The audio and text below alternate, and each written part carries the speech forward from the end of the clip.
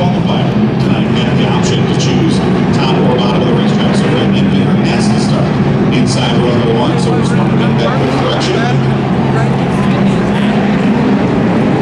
So lights are off, and set to go. Green flag racing this time by as the 4-driver race truck will make the left-hand turn once it gets through 3 and 4.